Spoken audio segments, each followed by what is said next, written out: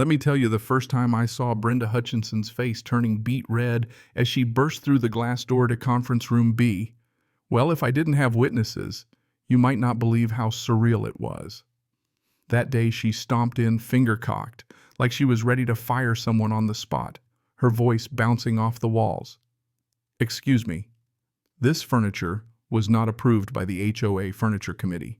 She was already ticking off her list, shrieking about visitor parking, windshield decals, and God knows what else before I even had a chance to greet my guests. I looked over at the three investors across the table, wide-eyed, silent, probably wondering if they'd just wandered into some kind of corporate twilight zone. I set my pen down real slow and turned to face her, keeping my voice calm, maybe too calm. "Brenda, I'm in the middle of a meeting. But you know, Brenda, she never cared. I don't care if you're meeting with the Pope himself," she snapped, white-knuckling her clipboard like it was a shield. She puffed up, "Rules are rules, and as HOA president of Willowbrook Commercial Complex, I have the authority to—" That's when I couldn't help myself. I smiled, couldn't help it really, and cut her off. "Actually, Brenda, as of 9 o'clock this morning, you don't have any authority here at all. Not anymore." The look on her face, I swear all the blood just vanished. Her clipboard clattered to the floor, papers everywhere. For the first time since I'd met her, Brenda was speechless. I almost felt sorry for her. Almost. Let me back up a sec, so you know how we ended up at that moment. My name's Marcus Chen. I run a software company called Next Gen Solutions. 6 months earlier, I'd moved my team into Suite 201 Willowbrook Complex out in suburban Phoenix. We'd found the place after months of searching, looked perfect. Modern, decent price, easy commute. Nobody warned me about the HOA, though. Nobody warned me about Brenda. She was a realtor by trade, but after 3 years as president, she ran the complex like a cross between a middle school vice principal and a dictator. I'll never forget our first meeting. She barged in just 2 hours after we'd unloaded the last moving box. Not a knock. Nothing. "Are you the new tenant?" She barked, eyes darting everywhere, already looking for something to ding us on. I tried to shake her hand. "No dice." She pointed at our doormat. "That is not regulation. All doormats must be charcoal gray, no bigger than 24 by 36 inches. Ours was black, had the company logo. She didn't care. Practically is not acceptable," she barked. "You have 24 hours to replace it or you'll be fined $50. That was my welcome to Willowbrook. It only got worse from there. Every other day, Brenda found something else wrong. She claimed the smell of coffee coming from our break room was creating an olfactory disturbance. Said our ergonomic chairs clashed with her aesthetic standards. Even complained the sound of typing was excessive during business hours. I tried playing along at first, swapped out the mat, bought an air purifier for the coffee, even looked up how to soundproof our suite. Never enough. She patrolled the halls like she was running a prison clipboard, always at the ready, peeking through doors. One day she barged in during our team meeting, lecturing us about our plants. Apparently our succulents weren't on her approved species list. Lisa, my office manager, just gawked at her. How can succulents be offensive? Brenda didn't miss a beat.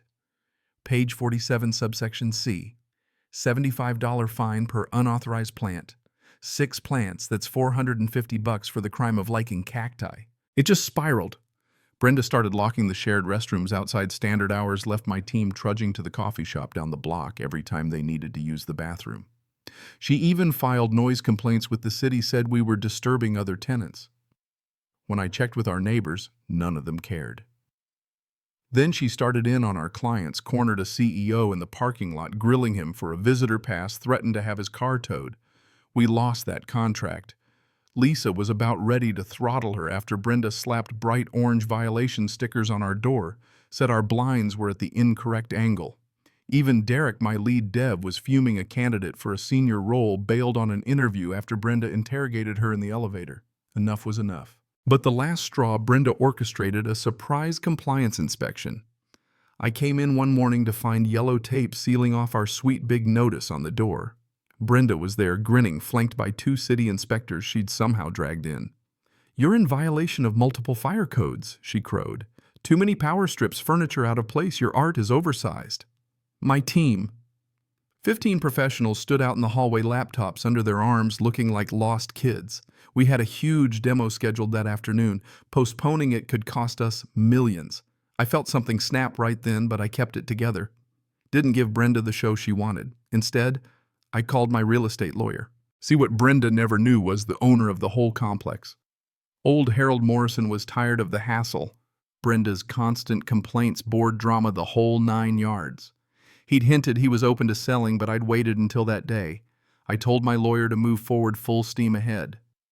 The next few weeks were the weirdest balancing act of my life. Brenda could sense something was shifting, but she didn't know what. So she doubled down. She tried banning my employees from using the main entrance. She filed formal complaints about the font we used for our office sign. She even tried to dictate when we could and couldn't be in the building, no earlier than 8, no later than 6, like she was running a daycare. Meanwhile, I was negotiating a $32 million purchase, prepping to end her reign once and for all. The closing was scheduled for a Friday morning, same day as the monthly HOA board meeting. Couldn't have scripted it better.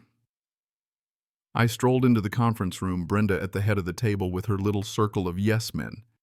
She gave me that tight-lipped smile. "Glad you're here, Marcus. We've got a list of violations to discuss."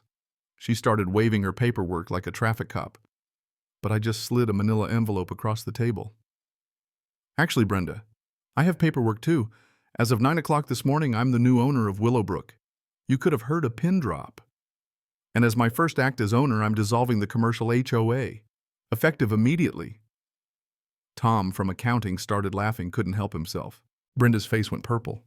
"You can't do that," she screeched. I just smiled. "Actually, I can. Page 93 of the bylaws you love so much, HOA exists at the property owner's discretion." Board members started chiming in, stories poured out. The dentist down the hall, the marketing agency, even other realtors. Everyone had horror stories about Brenda running off their clients, costing them money, scaring away employees. Brenda pounded the table. "I demand respect," she yelled. "I've maintained order." "You've been a tyrant," I said, keeping my voice soft. "And it ends today. There'll still be rules, but ones that actually make sense." That's when Sandra from the law firm upstairs, the last person Brenda expected to turn on her, spoke up. "I've documented your harassment for months. Several tenants have grounds for lawsuits." Brenda's face just crumpled. She glared around the room, but nobody had her back. She tried one last threat. "You'll regret this." "Oh, and Brenda," I called after her as she stomped out, "your lease is month to month. You'll get your 30-day notice Monday. It's time for you to move on." She left, door slamming so hard it cracked the glass. The room just exploded, laughter, applause, handshakes all around. People looked relieved, lighter, like a weight had been lifted. We spent the next hour talking about how to make the place better, real policies, nothing crazy stuff that made sense. Of course, Brenda didn't go quietly. She filed every complaint she could, city, state, BBB. But every investigation just dug up more of her nonsense. 3 tenants ended up suing her for damages, one big too. Within 2 weeks, she'd cleared out of Suite 105, left behind nothing but a few faded violation stickers and the overwhelming scent of her perfume. I renovated her old office into a tenant lounge, comfortable chairs, coffee bar, even a little game area. The sign over the door, "Willowbrook Tenant Lounge, no Karens allowed." Tom nearly spit out his coffee the first time he saw it. And you know what Brenda did drive by, slowed down in front like she was expecting to see the place in shambles. Tom swears he saw her face when she spotted the sign, never saw anyone peel out so fast. In the end, Brenda's legal battles cost her $40,000 in fees, $60,000 in judgments to the tenants she harassed, and her real estate business tanked, gone within 6 months. Last I heard, she was working as an assistant property manager across town. No HOA, no clipboard, no power. Just another ex-tyrant learning the hard way that sometimes justice really does get the last word. So what do you think? Was I right to fight back the way I did? Was it justice or just another power struggle? I'd love to hear how you'd have handled Brenda.